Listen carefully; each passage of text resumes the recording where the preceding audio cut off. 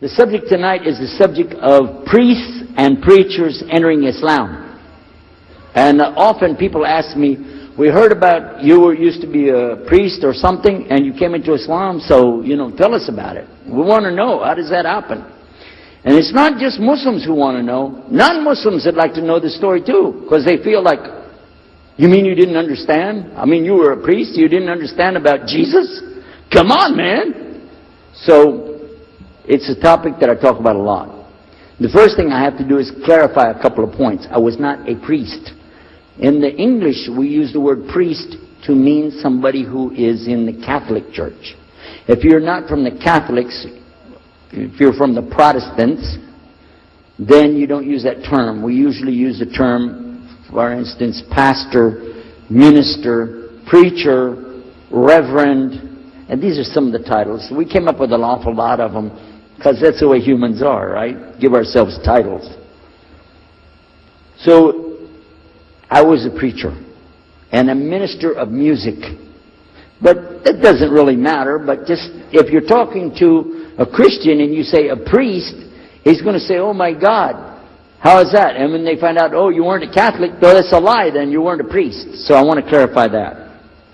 As a matter of fact, I will tell you, in my own estimation, I'm probably the least of the factions within this equation. Because there were so many other people that came into Islam the same time I did. That's why it takes a little bit of time to tell the story. But they asked me to tell it tonight, so we're going to do that. But I want you to listen carefully to realize what goes through the mind of a person that's not Muslim. Okay? And I usually start out by telling people that my father and I were both ministers, and both of us were also businessmen. In the reverse order. We were business first and preacher second. Got me? Because, well, as they say, business is business. And that's exactly how it worked. We operated mostly in Texas. We had a place in San Antonio, Houston, and also in the Dallas area. And we were very concerned about Christian conditions. So my father started something called Concerned Christian Centers. And basically, if you look at it from a material point of view, it was a place to sell stuff. But what we would do is take consignment things in. People could bring things into us, and then we would sell it and keep part of the money. And keep a lot of the money. But anyway, they would bring in what they make with their hands, arts and crafts. And a lot of old women, they like to sit around and make things, then they give it to us. And this helps the church, which is called the church, and then it helps them as well. So it became like business and religion tied together, and that's very common in our country. At one point, my father told me, we're going to start doing business with a man from Egypt. Well, I said, well, this is great, international, it sounds good, we can put this in our business card, we're international. He said, and this man, he's from Cairo, Egypt, and that's where, if you know, they have the Nile River, they have those big pyramids, they have the Sphinx, Abu Hul, they got everything. And we said, oh, this is good. He said, and he's a Muslim. I'll never forget it. I've told the story many times, but it's just like it happened yesterday. I'm standing in between the kitchen, or in the dining room and the living room area. Like this when we're talking, and I just stopped like this. I said, what? A Muslim? No way. No way do I want anything to do with that. Dad, come on, you should know better than anybody. Because we were linked in with other preachers. My father supported people like Pat Robertson. You know him? Pat Robertson? And Oral Roberts. He's not very popular anymore, but he used to be real strong. And his ministry up in Tucson, Tulsa, Oklahoma. In addition to that, people like Benny Hinn. I don't know if you heard of Benny Hinn. He's coming over this way. So look out. And there's many of them. John Hagee, and the list goes on. Jerry Falwell, Jimmy Swaggart. Some of the names, maybe you heard those before. We know these people. We know all about them. All about them. Okay? So at one point, here I am standing there talking to my father about a Muslim these are the enemies of God. This is what we've been taught. These same people, I just mentioned their names, and they're preaching on the television and so on. This is what they teach. Muslims are no good. Now it just became Muslims are terrorists. But back then, you know, we didn't reach that level yet. We were still just kidnappers, hijackers, you know. They said that Muslims don't believe in God, that they're worshiping a black box in the desert, and they kiss the ground 5 times a day. Now that's what we know, man. So here's this Muslim going to do business with us. I told my dad, no way, I'm not going to do it. And he insisted. He said, I want you to meet this man. He's very nice. And I said, I don't want to meet him. I never am like this, by the way. But on this case, I said, no, that's one thing I'm going to stand firm against.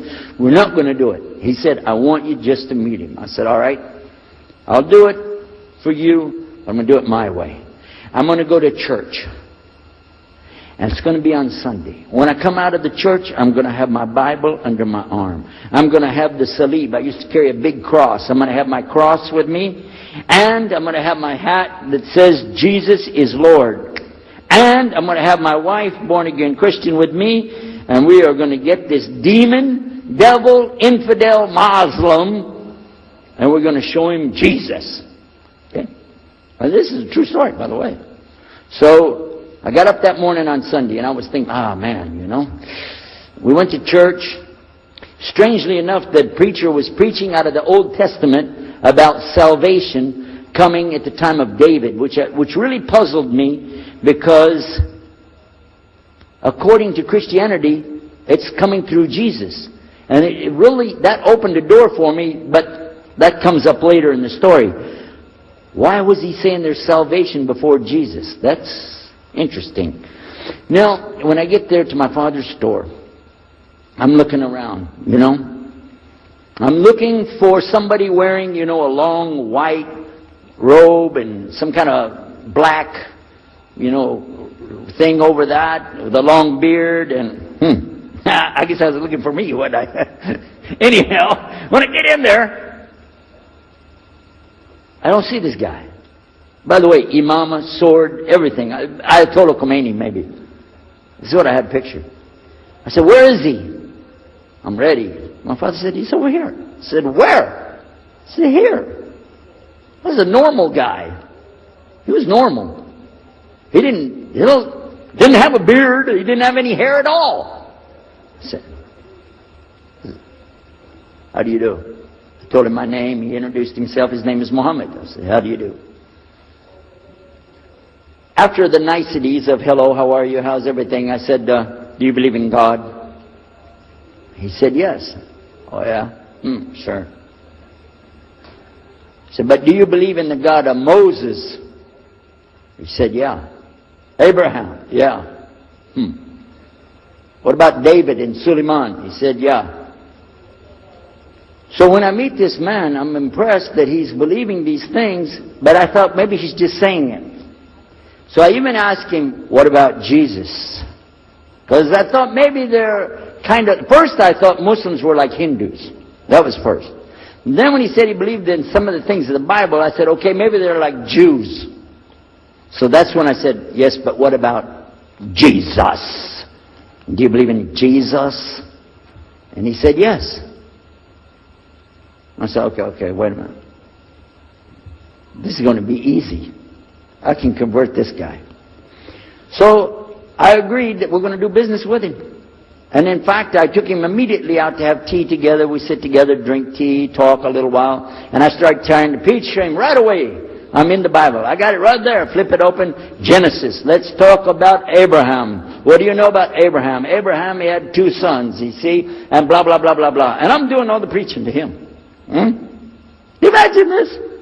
And he sat there. Okay. He's a graduate of Allah's heart. And like this. Get me? You know what I'm saying?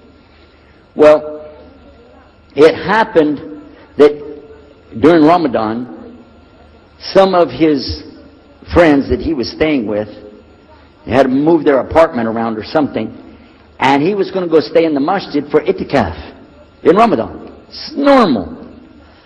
We didn't understand. I thought he has nowhere to go. And I told my dad, this man has nowhere to go.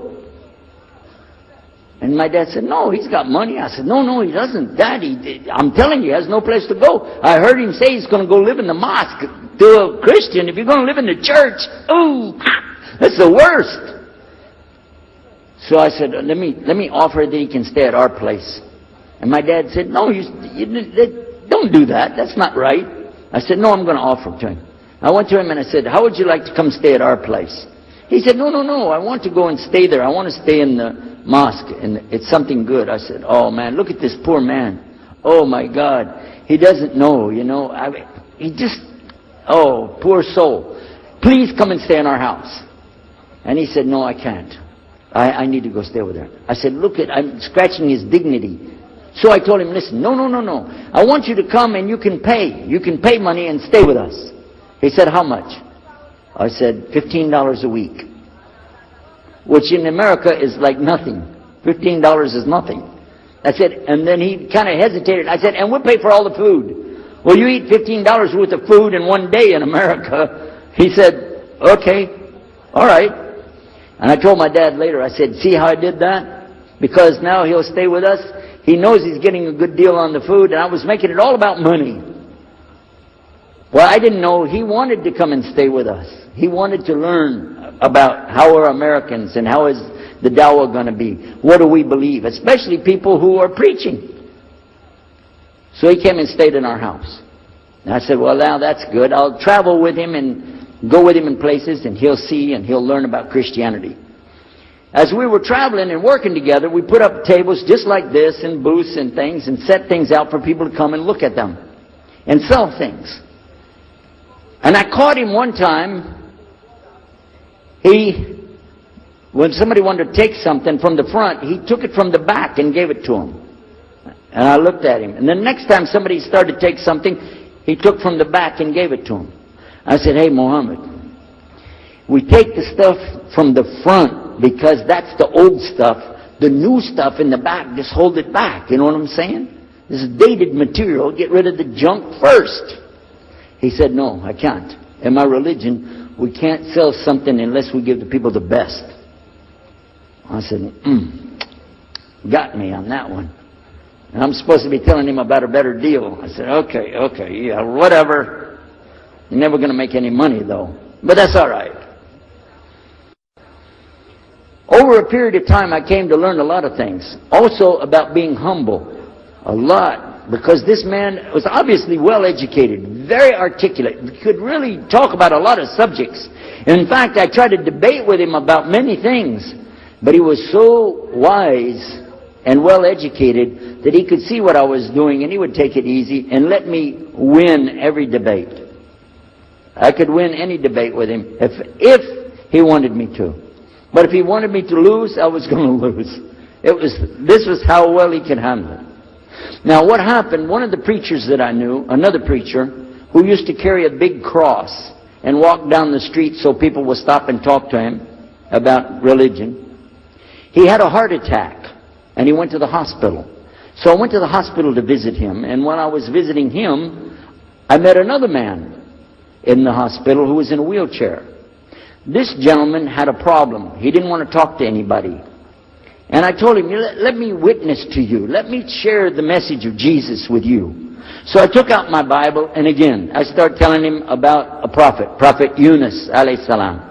And I'm telling them, look at Jonah. He's in the belly of the whale. He's in the sea. He's down there like this, and who knows how long. And suffering like this, you don't have as big a problem as that. And God saved him, so he could save you too. He said, didn't want to talk to me. I asked him, what's your name? He didn't want to tell me. Where are you from? He said, I'm from Venus. So what's that? Well, we do have, there is a Venus, Texas, by the way. But he said, he's from another planet.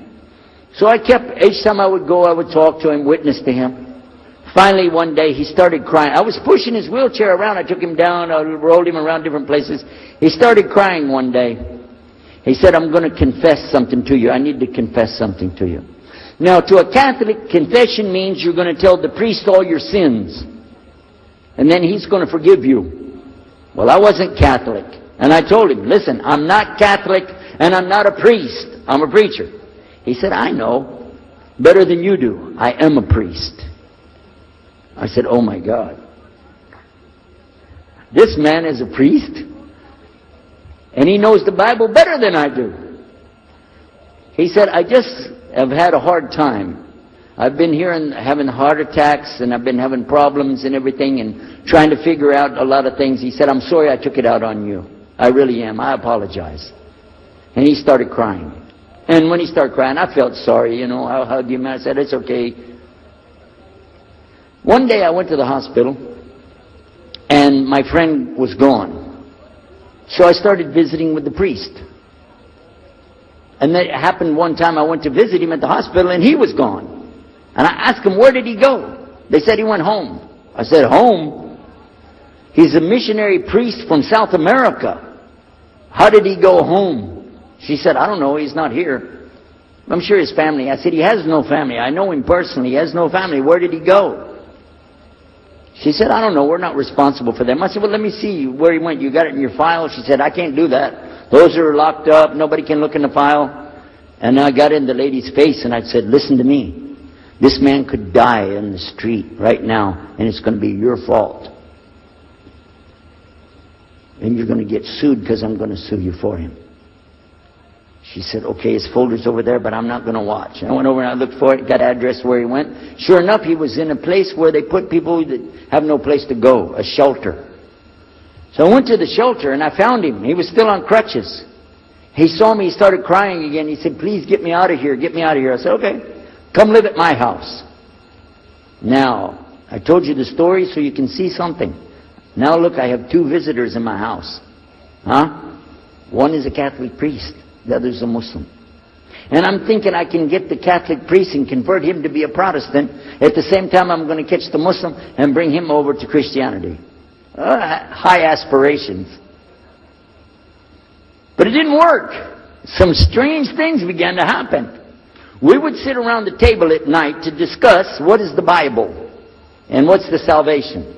My father has a Bible. It's called King James Version of the Bible. Most of you probably heard about it, especially any students of Ahmadiyya or Zakir Naik. You've heard about King James Version of the Bible. But I work out of a different one that I've had since 1953. It's called the Revised Standard Version.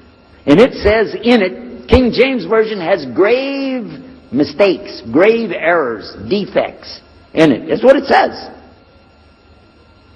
So I began to preach out of mine, which doesn't match. And my father said, no, it's this way. I said, no, it's this way. Now my wife comes up with her Bible from Jimmy Swaggart. It's called The Good News for Modern Man. Okay? Totally different. It's written in modern vernacular. You can just, say anything you want to with it. You don't even recognize the Bible anymore. The Catholic priest, he's got another Bible. An older Bible with 73 books. We're working out of 66 books. And his is not even the same in the verses. It doesn't match up at all. And I never even knew about this subject until then. And he's saying this, and I'm saying that. My father's saying something else. My wife's saying something else. And all the time, Muhammad the Muslim is sitting over there like this.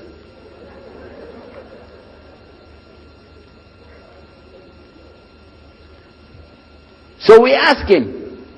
I guess it was me. I asked him. I said, well, how many versions of your book, your Quran, do you have? He said, the Quran has no versions. There's only one. It's original. It's in the Arabic language. ذَلِكَ الْكِتَابُ لَا رَيْبَ فِيهِ. This is the book that has no doubt. هُدًى لِلْمُتَّقِينَ. It's guidance for those who have taqwa for Allah. As Sheikh Muhammad Jabali was just telling you about this shield or taqwa that you have to have between you and Allah subhanahu wa ta'ala. And only certain people are going to get the huda, hidayah, dina, from this Quran. These people that have the taqwa.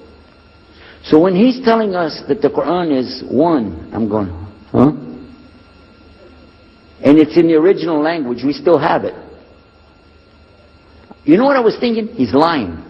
I was sure he was lying because he could see the problem we were having, and he just sat back and made that up. But I don't know Arabic at that stage, so I don't know what to say. Maybe, I don't know.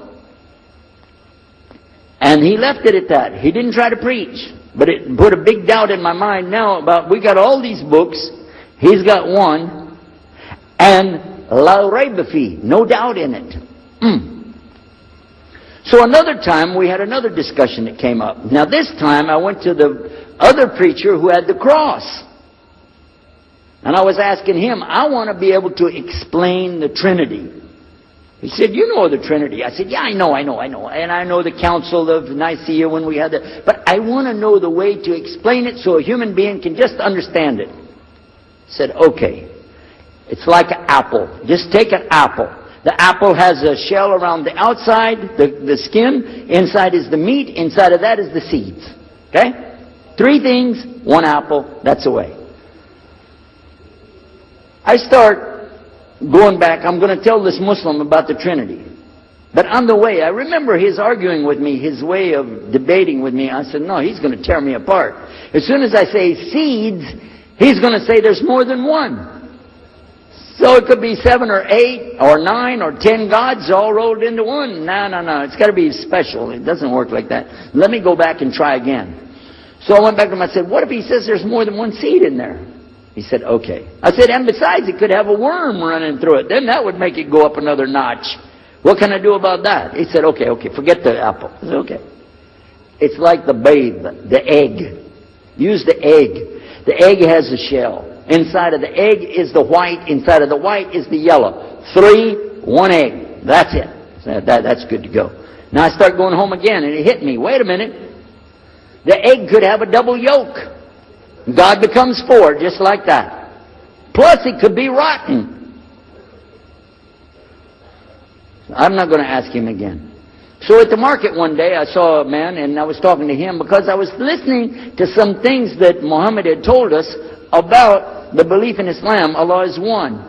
And so I was telling this guy, I got some doubts about the Trinity. He said, you a preacher, you have doubts? I said, yeah, it doesn't make any sense. It doesn't make any sense. How could 3 be 1? He said, okay, look. You see me? I'm one man. I said, yeah. He said, my wife? Yeah. It's one person. Yeah. He said, my son? Yeah. 3. 1. One family. It's the family of God. Use that. I said, there you go. The family of God. Well, you don't get very far on that one, and you realize right away they could have another kid just like that. But worse, they could get a divorce. You want a God that can get a divorce? Huh? In Texas, if you get a divorce, your wife gets the cars,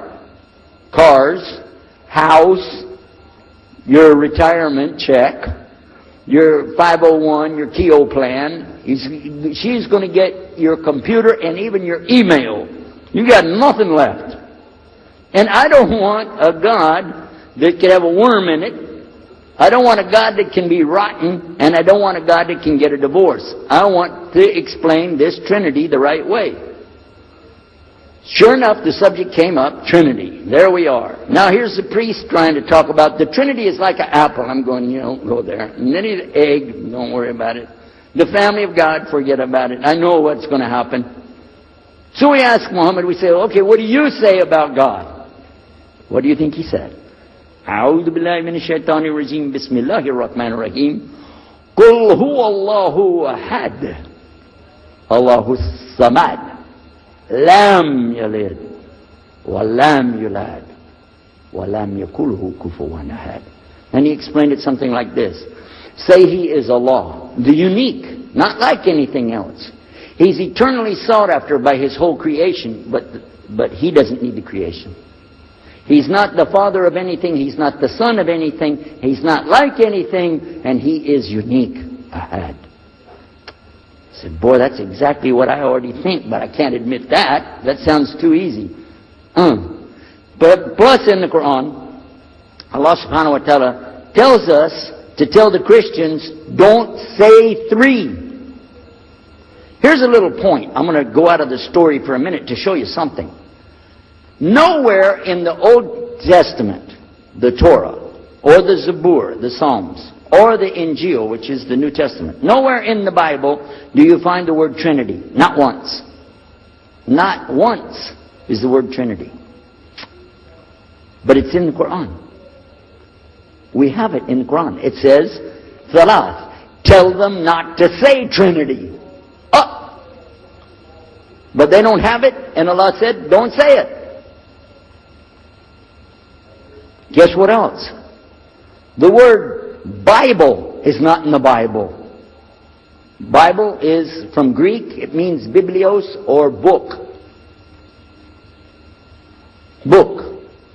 But it's in the Quran many times. Is it? Kitab. Book.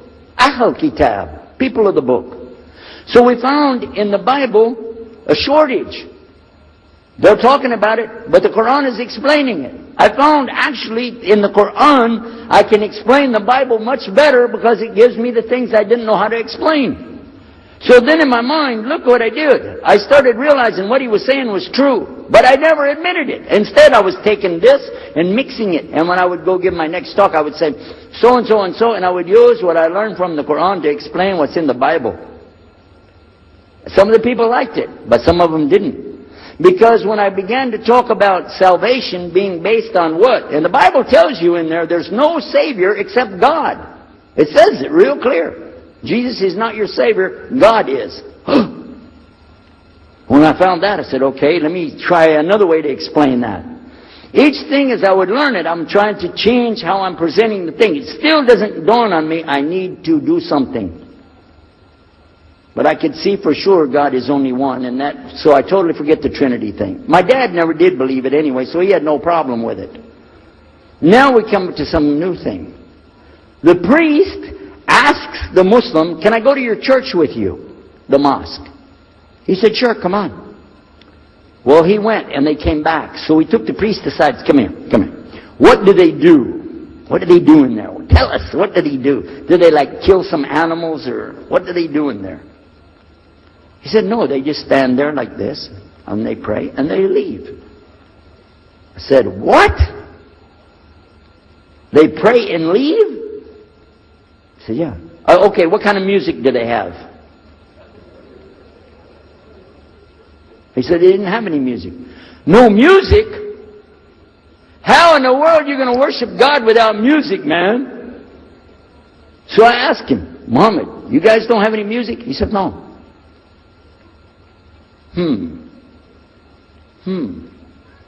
Now, I'm in the piano and organ business. I said, how many mosques are there in the world? He said, millions and millions and millions of them. And I said, none of them have a piano. He said, no. Any of them have an organ? He said, no. Oh, man, I can get rich. Just introduce some music to these guys, put it in there, bound to be. I said, do the Arabs have any music? He said, oh, Arabs have music.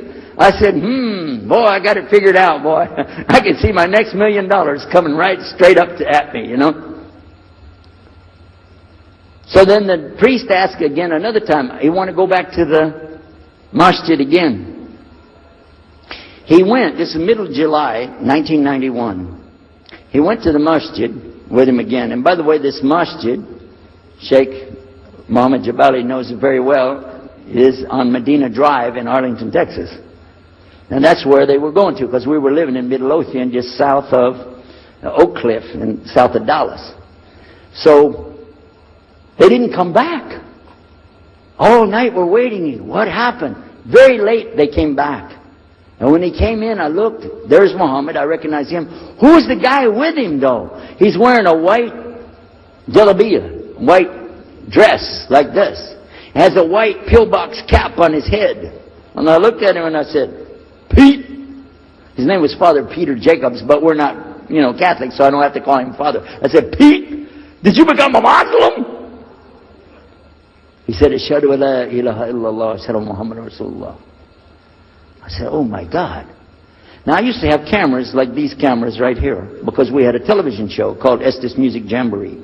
So I got one of our cameras out, opened it up, set it all up on the tripod, and I was going to interview him. And ask him, well, you went to Islam. What happened? While I was talking to him, though, he fell asleep.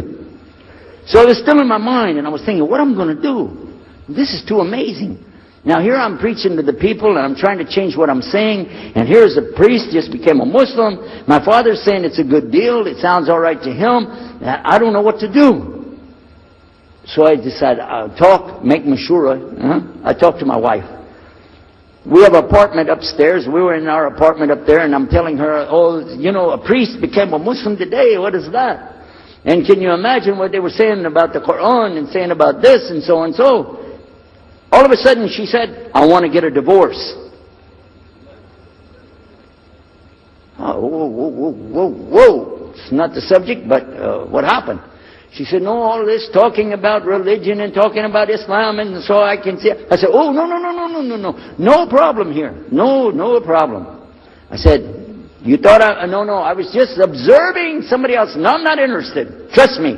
I don't want to be with those Muslims. Last thing I want to do is be with a Muslim. No way. Just put your mind at ease. She said, I need a divorce. I said, where are we going with this again? What's the problem with that? What happened? She said, a Muslim can't be married to a Christian. I said, what? No, wait a minute. Hold on. I don't look at me. I'm telling you, I swear I don't want to be a Muslim. Okay? Okay? And even if I did, don't you remember what he said? A Muslim man could be married to a Christian woman. It's not a problem. But I'm not saying I want to. I'm just saying it's not a problem. She said, that is the problem. A Muslim woman can't be married to a Christian man. I want to be a Muslim, so I need a divorce.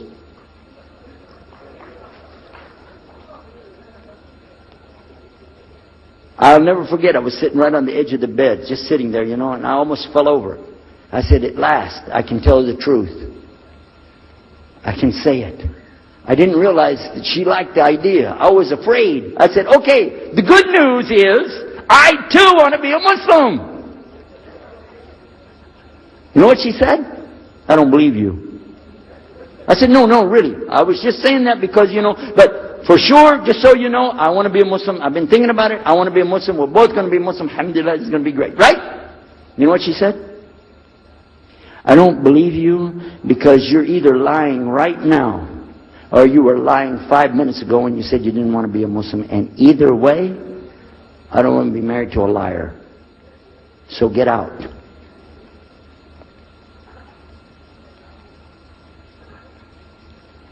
So I started leaving. I'm walking down the stairs of the apartment. I'm down to my father's part. I said, wait a minute. Where am I going to go? This is my father's house. I just got thrown off of my own property. What happened here? So I went to get to Muhammad and I woke him up. I said, come, you and me, we got to talk. Come with me. And we went outside the house and we walked those country roads in Midlothian, Texas until the time for the dawn, the sun to come up at dawn. And all that time I talked to him about what's it like to be a Muslim, how do you have to believe, what do you have to do. Let me hear all of it now. And no more playing a game. I'm not debating, I just want to know. Just tell me. Just tell me what's Islam. I need to know what I need to do. And he told me everything and I realized this is it. I got to make a decision. This is a big deal though. And he told me, okay, this is up to you. You have to go make a choice for yourself. I can't help you. I said, oh my God. So when he was praying Fajr, I decided, I've been watching this man praying this direction with his head on the ground. It's so beautiful to see a man humble himself, put his head on the ground to the Rabbil Alameen. I said, oh my God, let me try that. So I sneaked off somewhere where nobody could see me. Illallah. And then I found a place, a board there, you know, and I bowed down on the ground and I put my head down on the ground on that board there. And by the way, I'm pretty good at speaking, especially in prayers. I used to make so long a prayer, they wouldn't let me say the prayer at Thanksgiving because the food would be cold. Okay? So, but I put my head on the ground and only these words came, no more words, just this. Oh God, guide me. That's it. And I was thinking, well, I got to say more than that. Nothing. Oh God, if you're there, guide me. That's it. After a while, I sat up and I looked around. There wasn't any fancy rainbow. It wasn't birds flying around. There was no big signs from above. There was no music, angels, harps, nothing like this. It was just a cloudy day in Texas. But inside, I could realize I had to make some changes. To me, that's what I need to do. There's the problem, it's inside of me. Within a few minutes, it became clear what I needed to do, and I had to develop an idea of how to pull this off. I talked to my wife, I talked to my father, I made a bath, and at 10 o'clock that morning, in Midlothian, Texas, I went in front of this man named Muhammad and this new man named Yahya, who used to be the priest, and I said, Ashhadu la ilaha illallah wa ashhadu Muhammad Rasulullah. Immediately after that, my wife did her shahada. Ashhadu la ilaha illallah, ashhadu Muhammad Rasulullah. A few months later, my father did his shahada. Ashhadu la ilaha illallah, ashhadu Muhammad Rasulullah. Step by step by step, we saw so many people enter into Islam. We wanted to tell the whole world what is Islam. We wanted everybody to know the real Islam. I said, how could this escape our knowledge? How could we not know about this great and wonderful thing called Islam? And it looks like all we got to do is just tell the people. I went to the imam of the masjid there and I told him, let's tell the people. Then I found out something else about us as Muslims. And that's why we've got this convention here right now. This is why we have the exhibition. So you're going to use this week to learn how you can become, inshallah, the best Muslim you can be, and how you can show the real Islam to the people that are not Muslim. This is your duty. This is your duty. This is your language. This is your people. Just as it's my duty to give the message to my people and my language. And so the same way, it's your duty to give the message to your people. Allah will not ask you if they made shahada, but He will ask you if you delivered the message. Alhamdulillah, today, I can tell you with no doubt in my mind, we have seen thousands of people give shahada. Several hundred at a time. And I don't do it through debates. But I don't need to debate any Christian. I was a Christian. I am a Muslim. If you want, I can give you both sides. Easy. Okay? I'll play both parts. I'll be the Christian and tell you this, and then I'll be the Muslim and give the answer. And there won't be any argument. And I've done that so many times. And let me share one story with you before I end. I'm going to leave now. Inshallah. I was telling the brothers today that I was asked to give a talk in a church in Hagerstown, Maryland, just outside of Virginia. This was in 1999. And I went there and I gave a talk in the church on Sunday. Because I know how to address the people. How many years was I a Christian? 50 years? I know what they want to hear. Get them ready and they said, oh, wow, this is normal preaching. But then when I came to the part, La ilaha illallah, I stayed on La ilaha illallah until they said, yes, that makes sense, it makes sense. There was one old lady that she was saying yes. Afterwards she said, yes, but I just don't want to do it the way you're telling me. Okay? But guess what else happened? Two people did shahada right there. Hello? In the church. In front of their preacher. They said, yes, we agree, we like this, we want to know more, and we say there's only one God to worship. Shahadu la ilaha illallah. In front of the preacher. And one of them was his daughter. I took them to the masjid and they did shahada in the masjid that afternoon, a Sunday afternoon. And later the boy, he married the girl. They're Muslims living there now. Now, let me ask you a question.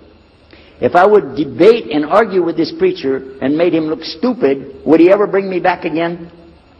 No. I'm going to ask you a question.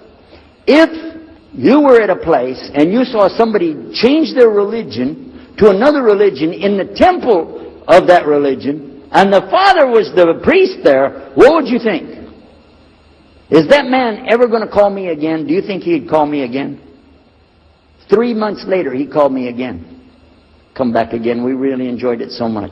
I said, how's your daughter doing? I want to remind him, see what he's going to say. He said, well, she's doing fine. She likes Islam. It's very nice and lovely. She treats us so good. You know, we're amazed at her personality. We love you guys. Could you please come back again? And I did, alhamdulillah. So I'm just showing you that it's not guidance from me, not guidance from you. It's guidance from Allah. Allah guides whom He wills. Whom He wills. So we ask Allah to guide me, all of us, and all the people.